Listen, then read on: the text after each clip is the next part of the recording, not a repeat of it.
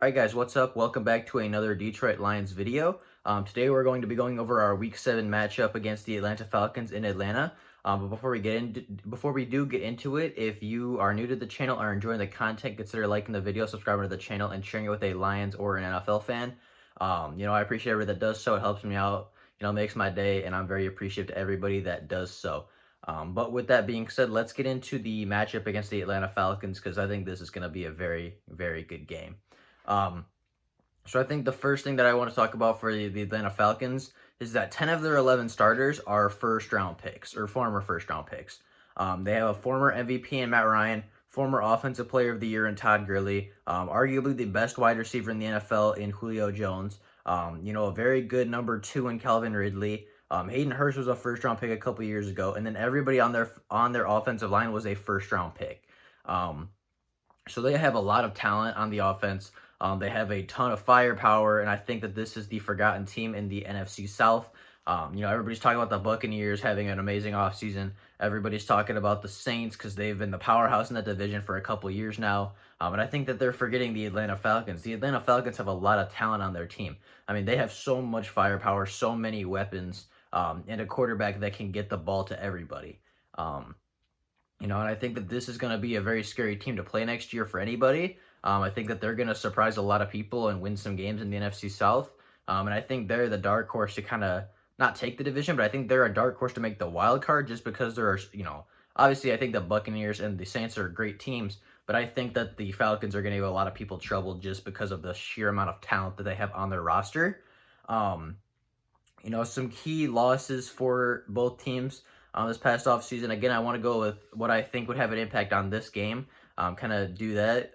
And I think that this game is going to be a shootout. So I'm going to focus on the secondary that we lost. We lost Darius Slay and Rashawn Melvin. Obviously last year those two started as our boundary cornerbacks, and we lost both of them. Obviously Slay was very unfortunate because he just didn't want to be here, and Rashawn Melvin was pretty much replaced by the end of the season by Amani Oruwariye. So I don't think that was a huge loss. I think that he did good in his time in Detroit, but I don't think that he's a great cornerback. And we went to Jacksonville to mentor some younger guys again. And I think that he's a good cornerback, but he's not. I think we definitely got an upgrade at the cornerback 2 position. And then the Atlanta Falcons lost Austin Hooper, Desmond Trufant, and Vic Beasley. Obviously, Vic Beasley is not the player that he was when they went to the Super Bowl, but I think he's still a very viable pass rusher. Austin Hooper is now with the Cleveland Browns. I believe he's the highest paid tight end in the NFL. And then obviously Desmond Trufant went to the Detroit Lions. He joined us, help bolster our secondary a little bit for next season. And this is going to be his revenge game. So to say, obviously playing a former team, you always want to play well, show them that they made a mistake. Letting you go, letting you walk, getting rid of you. So that's going to be probably a storyline going into the week, is Desmond Trufant's revenge game. I think he's going to be focused and trying to have a very good game. So that could be a factor in the outcome. Obviously, some additions. The Lions got bolstered their secondary, drafting Okudah number 3, signing Desmond Trufant from the Falcons, and trading for Daron Harmon. And the Falcons got Dante Fowler, who is finally starting to come out as a pretty good pass rusher in the NFL. He was drafted very highly in one of the draft not too long ago, and he wasn't really anything special with the Jaguars. Kind of started to come into his own a little bit at the end of his tenure with the Jags. Was okay for the Rams, and then now he's on the Atlanta Falcons, and I think that he can have a good season as a pass rusher for them. I think he's there to replace Vic Beasley. I think he's better than Vic Beasley at this point in his career. So I think that is a pretty good pickup for them. And then obviously they picked up Todd Gurley, the former Offensive Player of the Year. He's not what he was. He's not the same player that he was when he was at LA, when they went to the Super Bowl, when he won back-to-back AP Offensive Player of the Year awards. His knees just aren't the same. They can't carry that big of a workload anymore. But I still think that Todd Gurley, if used correctly, I think that he can still be a very versatile weapon, a very dangerous weapon for this Atlanta Falcons offense that has so much talent. So something to look at here, some key matchups or something that I wanted to say. I think the key matchup is going to be secondaries versus receiving cores again. Both secondaries actually are very, very young. For the Lions, Jeffrey Okuda is a rookie. Amani Oruwari is going into his second year, and Tracy Walker is going into his third year, and only his second as a starter. Obviously, we have veterans like Trufant Harmon to help out, but overall, the secondary is very, very young. To add on, you got Will Harris, who's going into his second year.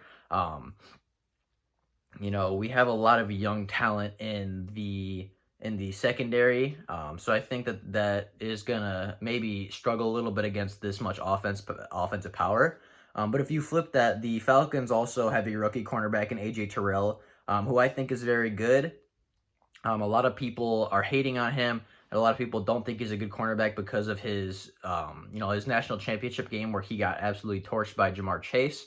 And I understand that if you can't play against the best wide receivers, that doesn't look very good because in the NFL you're going to be playing much better receivers than you were in college. But I don't think that one game should dictate, his entire tenure with the Clemson Tigers. I don't think that one game where he actually got some pretty good shots in too. It just so happens that he, made a couple really bad mistakes. He misjudged a couple balls. I think he lost one in the lights, and he kind of got Jamar Chase took advantage of all of the slight mistakes that AJ Terrell made and made him pay and made him look really, really bad. But AJ Terrell is not a bad player. I think that this was not a bad pick for the Falcons. I think that he's a better cornerback than people give him credit for. But obviously, we'll have to see in the NFL if he can keep up with some of the bigger, better athletes. The Kenny Galladays, the Julio Joneses of the world. So I think that is, obviously that is something to look at. He's a rookie. Kendall Sheffield from Ohio State is going into his second season. And then Isaiah Oliver is going into his third season. So, and obviously there's Keanu Neal and Demontre Kazi, or however you say his name, Kazi from the Falcons. They're safety. They're both veterans, but overall their secondary is also very, very young and inexperienced. And then obviously both teams have very good weapons on offense. We have Kenny Galladay and Marvin Jones, and Danny Amendola and Marvin Hall and Geronimo Allison now, and TJ Hawkinson as a tight end. They have Julio Jones, Calvin Ridley, Hayden Hurst. They went out and signed, I can't remember. They went out and signed another former first-round wide receiver who kind of wasn't very good in the NFL. They have a lot of firepower too. And that's why I think this is going to be a shootout. I think it's two very talented offenses going against two very inexperienced secondaries. Obviously, there are players on both sides that have experience, but there's a lot, like their cornerbacks on the Falcons are all very young and haven't witnessed a lot. And then the cornerbacks, obviously Jeff Okuda is a rookie. Oruwari only played in 9 games last year. And Tracy Walker is only going into his second year starting in the back end. So I think that those two things just lead to an absolute shootout. I think Matthew Stafford and Matt Ryan both go over 300 yards and 3 touchdowns. I think that it's a great day in the air. I actually think it's going to be very similar to what happened last time we played the Falcons, where, it just seemed like either it was a touchdown or it was a turnover. Lots of big plays, a very intense game, very close game. But I think that the Falcons have enough firepower and offensive enough talent to overcome the Lions here. The only thing that they really struggled with last year that might be a concern was offensive line. But 2 of their offensive linemen, both on the right side, their right guard and right tackle, were both drafted last year. Last year they were both rookies, and I would expect them to take a step forward, just with a full season under their belt. They know what to expect going into the NFL now. They know what to expect going into their second season, I should say. And I think that they'll be better prepared, and I think that they'll have a better season next year. Alex Mack is still a very good center.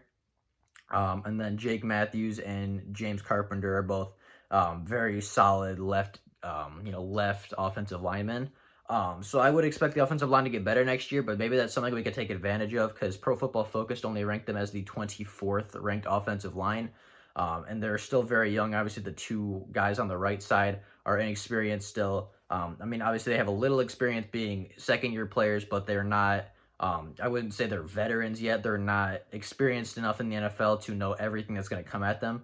So I think Patricia could definitely take advantage of their inexperience. But I think the Lions do end up losing this one. I think it's very close. I think it comes down to the final drive. But I think that Matt Ryan and the Falcons win a shootout over the Lions. I think it'll be very high scoring. I think that there will be at least 60 points scored. I think each team goes over 30. And I think that this will be a very fun game to watch. But unfortunately, the outcome is not what the Lions are looking for. And the Lions will drop to 4-2 on the season. Um, I think the Lions could win this game, but I just feel like this is a game that, I don't know how to explain it, but I just have a feeling that this is a game that the Lions are going to drop. And that's all I can say. This channel is all about predictions. As much as I want to look at stats and facts and try to tell you what is going to happen, nobody really knows. It all comes down to gut feeling. And I just have a feeling that the Lions are not going to be able to pull this one out in this Sunday. So. But that is my opinion. Obviously, I think the Lions can win this game if they play, well enough, if they scheme against something that they see on tape that takes away, something Matt Ryan's trying to go to, force a couple turnovers. But overall, I think that the Falcons just have too much offensive talent. I think that they're just going to find a way to pull it out. And I think that they're going to be a very good, surprising team next year in the NFC. But that is my opinion. Those are kind of my thoughts, what I think is going to happen.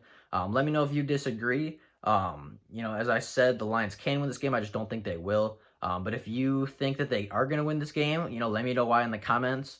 I love hearing from everybody. I love hearing opinions and thoughts. I just love talking about the Lions with everybody that, is a Lions fan and knows what they're talking about. So, if you disagree, if you think the Lions are going to win this game, let me know why and how. But with that being said, that is all I have for today. If there is Lions news before tomorrow, I will obviously make another video. But until then, stay safe, stay healthy, have an absolutely fantastic day. And if there are anything that you guys want to see in the comments, if you guys have any video ideas, something different that you want to see, also leave those down in the comments too, because I can definitely do some of those, just to break up the monotony of, doing this every single day. But if not, that's totally okay too.